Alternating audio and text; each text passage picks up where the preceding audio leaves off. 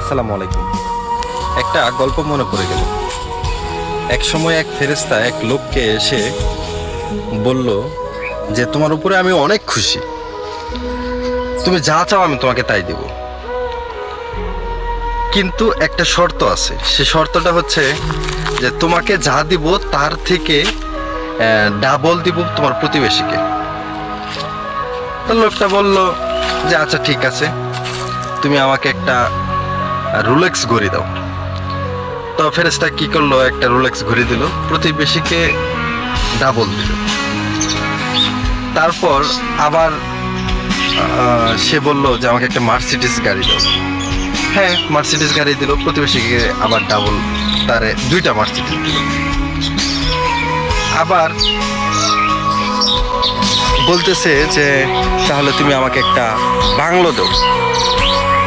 আচ্ছা ঠিক আছে, ফেরেশতা তার একটা বাংলো দিল, আর হচ্ছে তার প্রতিবেশীকে ডাবল বাংলো দিল। তারপর লোকটা বলল যে আচ্ছা ঠিক আছে, তাহলে তুমি আমার শেষ ইচ্ছাটা পূরণ করো। আচ্ছা তোমার শেষ ইচ্ছা কি বলো, পূরণ করবো। কি তোমার শেষ ইচ্ছা?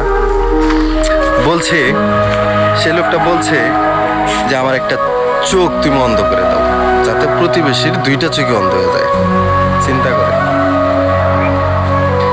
চিন্তা করেন আমরা নিজেরা ভালো আছি কিনা সেদিকে না ক্ষেত্রে আমরা কি প্রতিবেশী দিকে পড়ে গেছি। হিংসা,